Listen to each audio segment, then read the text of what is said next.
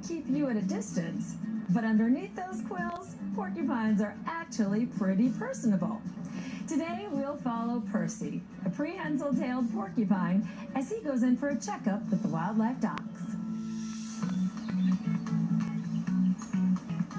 Known for their spiky surfaces, many different porcupine species can be found in Europe, Asia, Africa, and the Americas. The different species are slightly different shapes, skulls, different sizes, different colorations. The prehensile-tailed porcupine prefers living life perched high up in the trees. The prehensile tails are the only ones that we really know of that live in trees. They live in trees in Central and South America. Spending most of their time high above ground, prehensile-tailed porcupines are natural-born climbers. Prehensile-tailed porcupines are really cool animals. They have a tail, as you might guess, that helps them to climb and to hang. That is basically a fifth leg that helps them to move around when they're walking through the trees. They also have the same continuously growing teeth that all rodents have, and that allows them to chew some really tough, coarse food that's not available to other animals. Percy, a prehensile-tailed porcupine, and one of the animal ambassadors here at Busch Gardens, helps teach park visitors about his species. Most of our guests are pretty amazed to see a porcupine out and about and willing to just kind of hang out with us. They usually get a bad rap because of the quills. Like all animals here at Busch Gardens, Percy undergoes an annual preventative medical procedure to ensure he's a picture of perfect porcupine health. All right, Percy, to the table.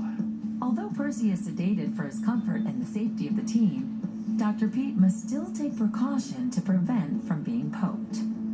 With porcupines, of course, you got to be a little careful how you handle them. If you have to pick them up, you always go with the quills, not against them. They can, of course, poke you even when they're asleep. Dr. Pete begins the examination process by checking Percy's teeth. Because porcupines have teeth that never stop growing, it's important that their daily routines include chewing on food and other items that will help naturally wear them down. Yeah, he does have good-looking teeth. They're pretty even. Yeah, no, they look good. No trimming necessary yet. Dr. Pete performs an ultrasound to look at Percy's organs, while the team draws blood and other fluids for testing. Eventually, everything checks out, and Percy is ready to return to his duties as an animal ambassador. Percy looks very good. He's starting to get a little bit overweight now that he's full grown. He is adult size now, so we'll probably cut his diet back a little bit now that he's no longer growing. Overall, he looks very healthy. If there's one thing Percy loves, it's to eat. And his love for food makes him a perfect fit for the nutrition education shows held at the Animal Care Center. So what these lovely ladies are going to be doing is helping me take some of Percy's favorite foods, and we're going to actually hide them and spread them all over this counter, especially on these little plates, and then use some butcher paper and kind of sprinkle that on top of it, sort of again like fallen tree leaves. So that's going to encourage him to utilize his sense of smell. Look at that nose! It's really, really big, and he's going to use that sense of smell to actually look for all of his food all over the forest floor. Without hesitation, Percy uses his big, powerful nose to quickly locate some pineapple, one of his favorite snacks.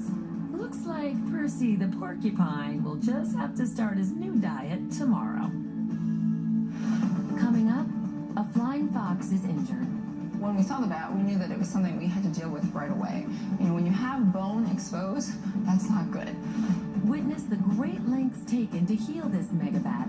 Next, when the Wildlife Docs continues.